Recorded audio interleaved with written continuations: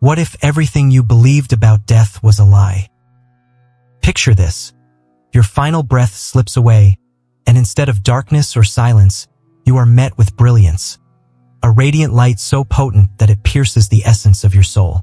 The world you knew dissolves in an instant, replaced by a mysterious journey beyond anything you could imagine. A journey of truths unraveled, illusions shattered, and choices that determine the very fabric of your existence. What happens when we die? This age-old question has eluded even the sharpest scientific minds. Yet, hidden within ancient wisdom lies a map, a guidebook passed down over centuries that claims to show us the way. It dares to explore what happens not only after we take our last breath, but what awaits us in the transitions that follow. Welcome to the world of the Tibetan Book of the Dead, a sacred text that offers profound insights into the mysteries of death, the afterlife, and the essence of consciousness itself. This is no mere collection of religious musings. It is a revolutionary script, spiritual instructions written to prepare the soul for the most extraordinary journey it will ever undertake. In this video, we'll peel back the layers of this enigmatic text, revealing secrets that aren't just for the dying but for the living. We'll explore how the text describes the stages of death, known as the bardos, and why understanding them can not only prepare you for liberation after life, but teach you how to live with greater awareness today. You'll discover that death is not an ending but a doorway, a transition through realms of breathtaking beauty and terrifying visions, where every lingering fear and unfulfilled desire manifests in vivid form. And here's the truth that changes everything. You hold the power to influence this transition. The decisions you make now in this life are intricately tied to the paths your consciousness will walk when the time comes. But this journey isn't solely about death. At its heart lies a radical teaching that every change, every moment of uncertainty or loss that you experience in life is but a mini-death. These transitions challenge you in the same way the bardos do, offering opportunities for transformation, growth, and awakening. Death, as strange as it sounds, is the greatest teacher. And by uncovering its lessons, you unlock the potential to live more deeply, love more freely, and experience each moment with unparalleled clarity. Are you ready to step into the unknown? To discover what lies beyond life and, more importantly, what that realization means for the way you live today? Together, we'll decode this ancient wisdom, explore its insights, and uncover practical ways to bring its transformative power into your life. Prepare yourself, for what you're about to learn might just change the way you see both life and death forever. To understand the profound teachings of the Tibetan Book of the Dead, we must first journey back in time to its origins, a mystical era shaped by one of the most remarkable figures in spiritual history, Padmasambhava, known as Guru Rinpoche. In the 8th century, Guru Rinpoche brought Buddhism to the rugged and remote landscapes of Tibet. But his mission was far from easy. Tibet, at the time, was a melting pot of ancient animist practices and shamanic rituals rooted in the indigenous Bon religion. These traditions, rich with deities, spirits, and cosmic forces, resisted the arrival of Buddhism. It was into this spiritually charged and chaotic atmosphere that Guru Rinpoche stepped, like a flame entering a storm. He was no ordinary monk. A Mahasiddha, or great adept, Rinpoche is revered as a master of esoteric practices, a figure who transcended mere religious teachings to tame spirits, dissolve illusions, and weave the wisdom of ancient traditions into a singular path of enlightenment. His method was not to destroy the Bon traditions but to integrate their energy and symbolism into the fabric of Tibetan Buddhism, creating a path that honored both wisdom and practicality. At the center of this integration lay the teachings on death and the afterlife.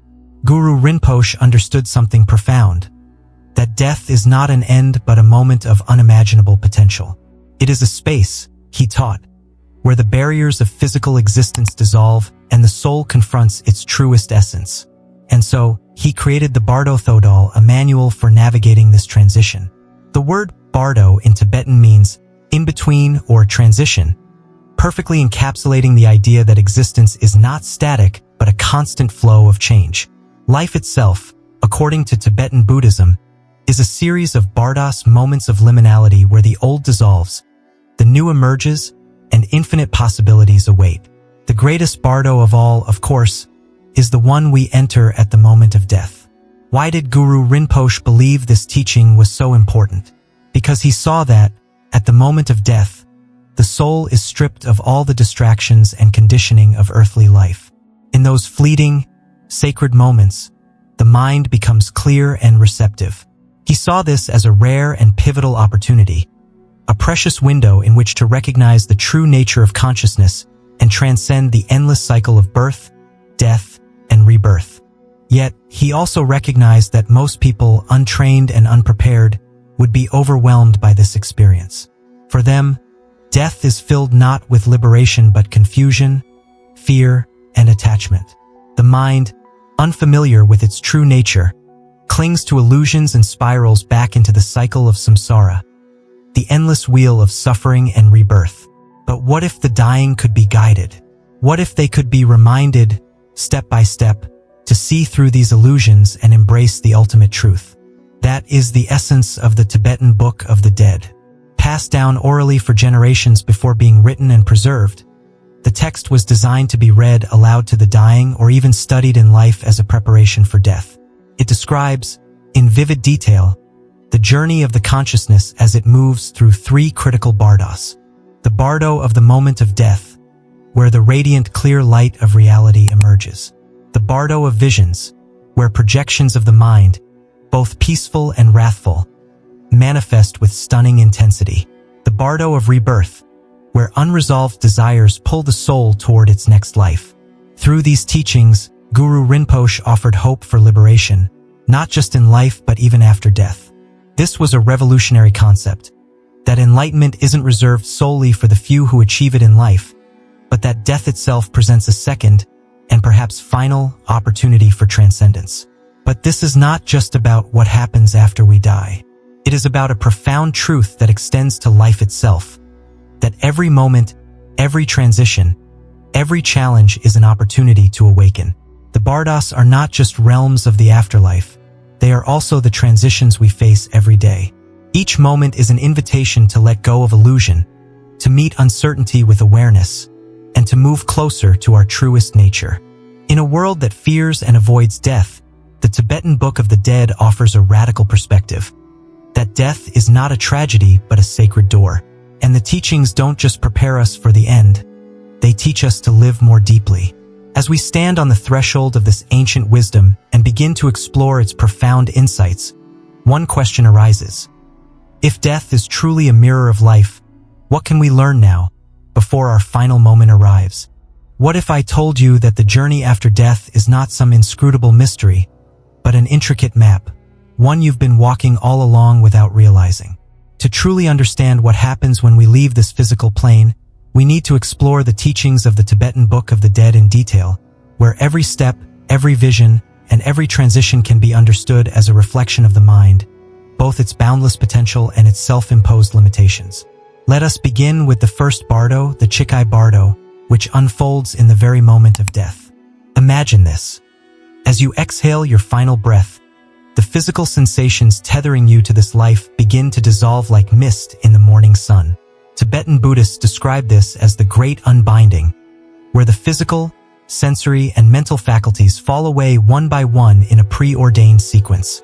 It is as if the walls of the self, the thoughts, desires, identities, and fears that have defined your existence, are crumbling. What's left?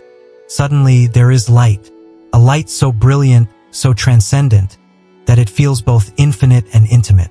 Tibetan Buddhism calls it the clear light of reality, the unfiltered radiance of existence itself. But here's the paradox. This light is not external. It is you, your essence, stripped of all shadows and distortions.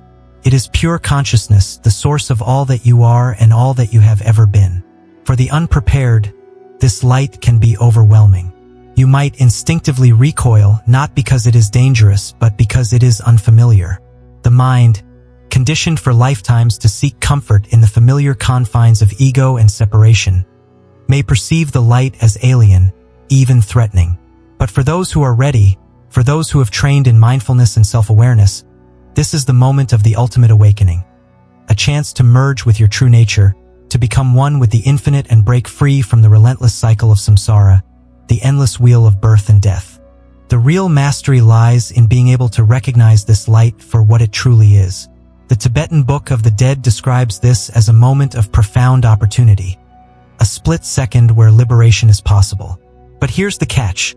The state of your consciousness at this moment is determined not by divine intervention or cosmic chance, but by how you've lived your life. Every mindful breath, every moment of compassion, and every insight you've cultivated is preparation for this luminous encounter. It is your life's practice that arms you with the clarity you need to embrace the clear light instead of rejecting it.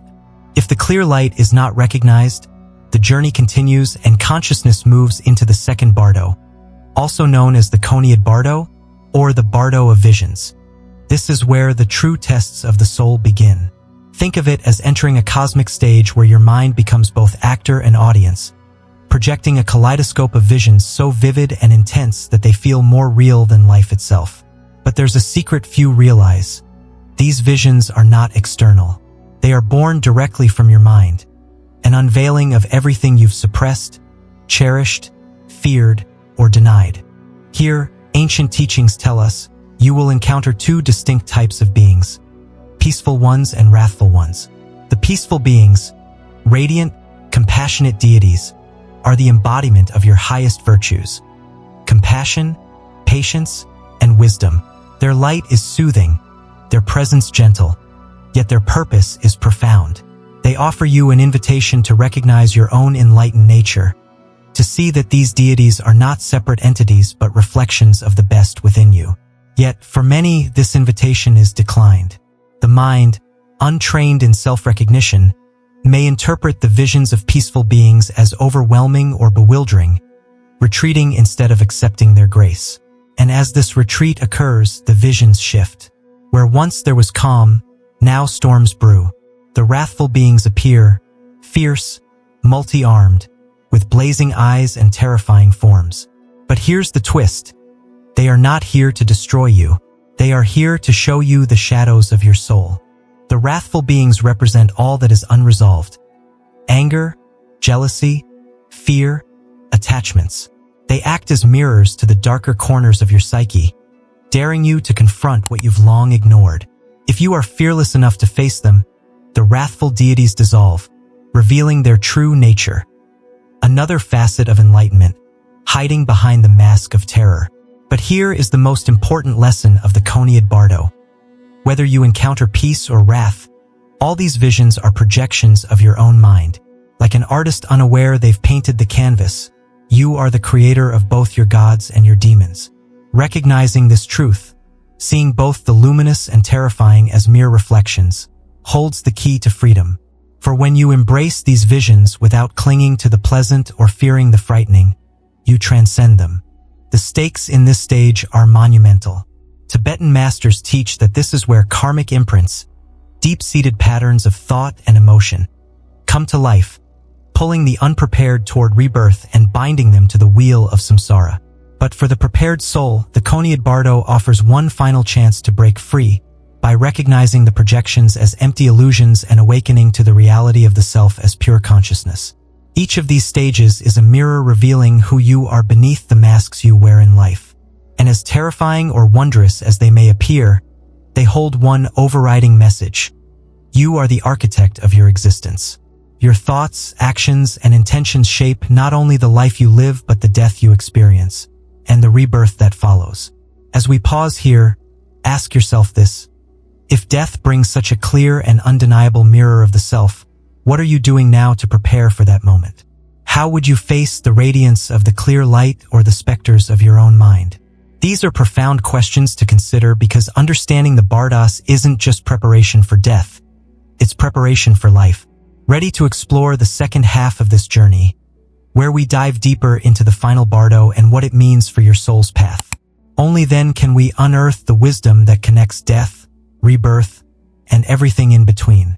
And so, as the soul continues its journey, it enters the final stage, the third bardo, known as the Sidpa bardo or the bardo of rebirth. If the first bardo is the moment of death itself and the second is the confrontation with the mind's own projections, this final phase is where unresolved desires, unexamined habits, and karmic imprints guide the consciousness toward its next life. This is the point at which the soul must face the most profound question of all. What will your next existence be? Imagine drifting in a vast, formless sea, untethered and weightless, but pulled by invisible forces. Forces as subtle as desires you've carried for lifetimes and as potent as fears you've yet to transcend. It is said that in this part of the journey, the soul feels an almost magnetic pull, a deep craving to exist again. This craving, driven by attachments and emotions still lingering in your psyche, becomes the thread that weaves your next reality. Here, the momentum of past actions, your karma, takes center stage, creating a field of possibilities aligned with your inner state. But unlike the dazzling brilliance of the Chikhai Bardo or the dreamlike intensity of the Chönyid Bardo, the Sidpa Bardo carries a dense, almost chaotic urgency. It is the realm of creation, where every thought and impulse becomes a seed. Each karmic trace in your consciousness acts like a compass, pulling you toward circumstances that mirror the energies still unresolved within. If anger dominates, it may draw you to a realm or life where hostility prevails. If compassion shines through, it guides you to a higher plane or a human rebirth filled with purpose. The Sidpa Bardo, therefore, is not a realm of punishment or reward. There is no judge, no celestial arbiter deciding your fate. Instead, it is a mirror reflecting the energies of your own mind. And here lies the profound truth of the stage. You are both the architect and the traveler of your next journey. The forces that act upon you in this bardo are self-generated, like ripples caused by the stones you've thrown into the waters of past lives. The Tibetan Book of the Dead paints vivid imagery of this phase. As the karmic pull intensifies, vivid visions arise, some serene, others filled with turbulence. The soul may encounter symbolic imagery, such as couples in union, representing the gateway to physical rebirth. Tibetan teachers describe these visions not as literal, but as energetic representations of the processes that bind consciousness to a new life. It is the hunger for existence, the clinging to identity, that draws the soul toward these visions, locking it into the wheel of samsara once more. But here's the twist. Just as the other bardos offer a chance for liberation, so too does the Sidpa Bardo.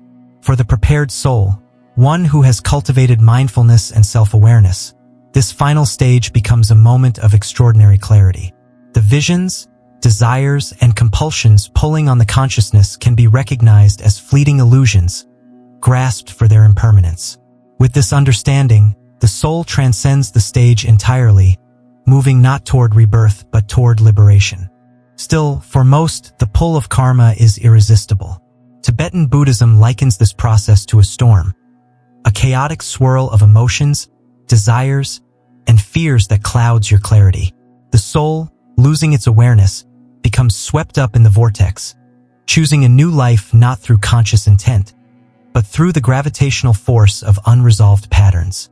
This birth could take form in the human realm, the animal realm, or even among higher celestial beings, each path dictated by the energetic imprint left behind by every thought, action, and intention of countless previous lifetimes. But this is not as bleak as it may sound. Even if rebirth occurs, it is seen not as failure but as opportunity. Each new life offers the chance to awaken, to continue the journey toward enlightenment. Rebirth in the human realm, in particular, is regarded with immense significance. Why? Because it is here, in the balance between suffering and potential, that the greatest spiritual growth can occur. Unlike celestial realms, where pleasure dulls the urge to awaken, or lower realms, where suffering overwhelms the soul's clarity, the human experience allows for both deep reflection and the cultivation of wisdom. Now reflect on this for a moment. If the cycle of rebirth is shaped entirely by your mind, where is your mind leading you? Are the currents of your consciousness flowing toward peace and clarity, or into the storm of attachment and fear? The Sidpa Bardo offers one final opportunity to steer your soul's path. But this navigation begins long before death. It begins now with the choices you make in this life. Every act of mindfulness, every moment of love, moves the needle a little closer to liberation. Ultimately, the teachings of the Tibetan Book of the Dead are not merely about death but about how to live. The three bardos are a mirror, Death reflects life. The same forces that drive your after-death experience, the clinging, the craving, the fear, are the ones that shape your every moment here and now. And the same tools to navigate these realms, mindfulness, self-awareness, and compassion, are the keys to freedom in this lifetime as well. In essence, learning to master the bardos of the afterlife is no different than mastering the bardos of daily life. The transitions, the moments when the old crumbles and the new emerges. Tibetan wisdom teaches us that every choice, no matter how small, creates a ripple that shapes not only your current reality, but the infinite possibilities awaiting you in the future.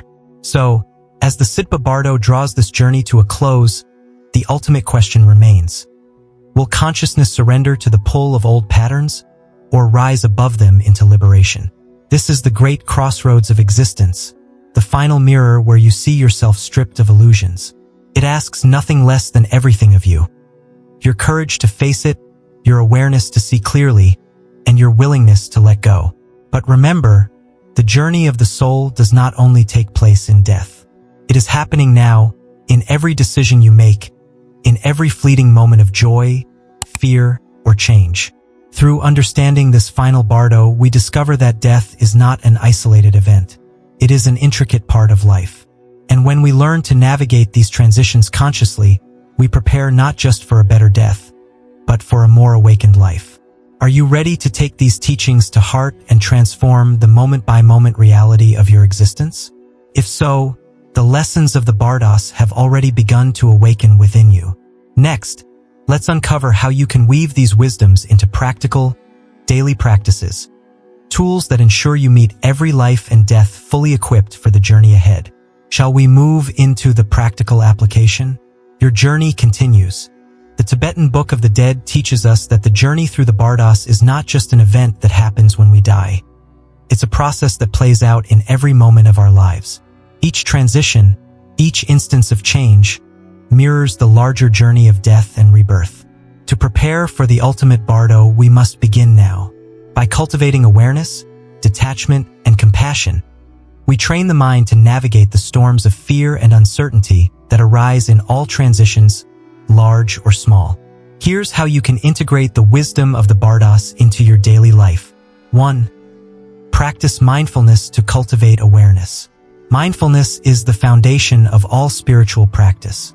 The Tibetan masters teach that awareness, the ability to remain present, grounded, and watchful, is the key skill that determines how we navigate the bardos, both in life and in death. Start small. Dedicate even 5 minutes each day to mindful breathing. Sit in a quiet space and turn your attention to the sensation of your breath, its rise and fall, the subtle pause between each inhale and exhale. Each time your mind wanders, simply bring it back to the breath. This simple practice mirrors the ultimate task of the after-death journey, returning your focus to the clear light when the mind becomes distracted by fear or illusion. As you develop this awareness, expand it into your daily activities. Be fully present while walking, eating, or even washing the dishes. These everyday moments, when treated with mindfulness, become practice sessions for recognizing your true nature amidst the chaos of life's transitions. 2. Meditate on impermanence. Impermanence is the essence of the bardos. The Tibetan Book of the Dead reminds us that everything, our bodies, relationships, material possessions, and even the self we cling to, is temporary. By meditating on impermanence, we soften our attachments and prepare for the inevitable release that death requires. A practical exercise is the reflection on death. Each day, take a few moments to contemplate life's fragility. Reflect on the fact that one day, everything you know will pass away. While this may sound grim, it is not meant to instill fear. It is meant to awaken you. When we accept the transient nature of life, we begin to live more fully, valuing what truly matters and letting go of what does not. Repeat this mantra during your reflection. Every moment is precious. Everything is temporary. I am ready to release. Over time, this practice transforms fear into liberation. 3. Embrace moments of mini-deaths. Every loss or transition in life, whether it's the end of a relationship, leaving a job, or moving to a new home, can be seen as a mini-death. The bardos teach us that such moments are not obstacles but opportunities for growth and awakening. The next time you face a moment of uncertainty or loss, instead of resisting it, try embracing it. Pause and ask yourself, what is this experience trying to teach me? What am I being called to release? These moments of liminality are personal bardos, spaces of transformation where our attachments and fears are most apparent. Use them as opportunities to practice detachment and awareness. 4. Use mantras to stabilize the mind. Mantras, or sacred sound vibrations, are powerful tools for navigating the bardos. The repetition of a mantra aligns the mind with higher frequencies, calming mental turbulence and opening the door to inner clarity. One of the most revered Tibetan mantras is Om Mani Padme Hum. Chanting this mantra cultivates compassion and wisdom, both of which are essential for navigating the bardos with grace. Try incorporating this practice into your daily routine. Sit quietly for 10 minutes and silently or softly repeat the mantra, syncing with your breath. This repetition creates a habit. Just as the mind can cling to fears and illusions, it can also cling to stabilizing anchors like this mantra. As you practice, you prepare yourself to call upon it when your mind is pulled in difficult directions, whether in life or in the after-death states. 5. Practice Tonglen, the art of compassion. The Tibetan practice of Tonglen, or sending and receiving, is one of the most transformative exercises for preparing for the bardos. It cultivates detachment from self-centered fears by placing the focus on relieving the suffering of others. To practice Tonglen, begin with a few minutes of sitting meditation. Once your breath is calm, visualize someone, perhaps a loved one, who is experiencing difficulty or pain. As you inhale, imagine drawing their suffering into your own heart, transforming it into radiant light. As you exhale, send this light back to them as love, healing, and peace. This practice can feel counterintuitive at first, but its purpose is profound. It dissolves the ego and teaches your mind to see beyond its limited self-concerns. In the after-death states, where fear and self-clinging often dominate, the habit of compassion developed through Tonglen becomes a powerful shield. It shifts your focus outward, away from fear, allowing you to embrace the clear light or transcend visions of pain and wrathfulness. 6. Study the teachings on the bardos. Preparation begins with knowledge. Learning about the bardos in life lays the groundwork for recognition when the time comes. You don't need to memorize the intricate details of Tibetan texts. Start with a simple practice of contemplating the stages of existence and how they mirror life's transitions. Ask yourself, what attachments am I clinging to right now? What illusions have I created about who I am? How can I release them to see the truth more clearly? These are not just theoretical questions. They are tools for breaking the patterns that perpetuate fear, ignorance, and suffering. 7. Live fully, love freely. The greatest preparation for death is a life lived fully. Reflect on this insight from the Tibetan masters. At the moment of death, your only true currency is the love and awareness you've cultivated. You cannot take your possessions, achievements, or titles into the bardos. What remains is the essence of who you are, the clarity you've honed, and the love you've shared. What would it look like to live each day with that awareness? Consider speaking words of kindness more often, forgiving past grievances, and letting go of trivial anxieties. By living with clarity and love now, you prepare yourself for a smooth transition when the time comes. By incorporating these practices into your daily life, you are not just preparing for death. You are transforming the very way you live. Each breath, each moment of mindfulness, and each compassionate act becomes a step toward liberation. When the time comes to face the great transitions of existence, you will be ready, not because you've avoided death, but because you've befriended it. But most importantly, these practices remind you of the great secret behind the Tibetan Book of the Dead. That death is not an enemy, but a mirror. And the question it asks is simple. What do you see when you look within? Ready for the final conclusion that ties all of this wisdom together? Let's bring this journey full circle. Shall we proceed? Imagine standing on the threshold of existence, where the familiar dissolves like mist in the morning light. All you've known, your name, identity, the world around you, slips away, and you are left gazing into the vast, infinite unknown. What happens in that moment? Is it the end? Or could it be the greatest transformation of all? That's the question the Tibetan Book of the Dead answers with profound clarity and boundless compassion. Death, this ancient wisdom tells us, is not an end but a doorway, one that leads to liberation if we are prepared to walk through it with awareness. Today, we've unraveled layers of mystery surrounding death and the states of being that follow.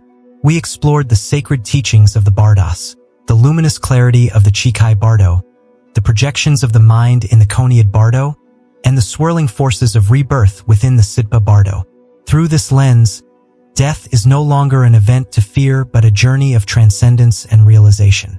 Each stage, from the radiant clear light to the haunting visions of our inner realm, offers us an extraordinary opportunity to free ourselves from the illusion of separateness and step into the infinite nature of consciousness. But the greatest truth of all is that these teachings are not merely for the dying. They are a mirror for the living. The bardos are not just realms we enter at death. They are transitions we face throughout life. Moments of change, uncertainty, and transformation.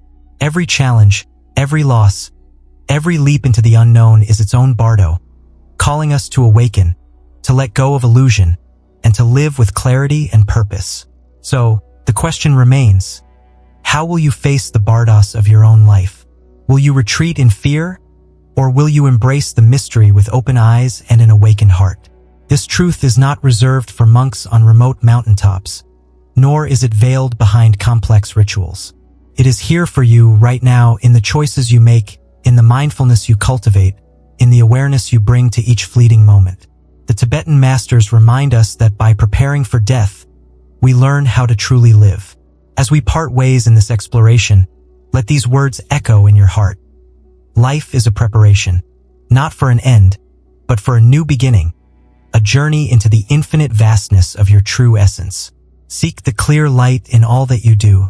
Live with purpose, with compassion, and with the courage to face the unknown.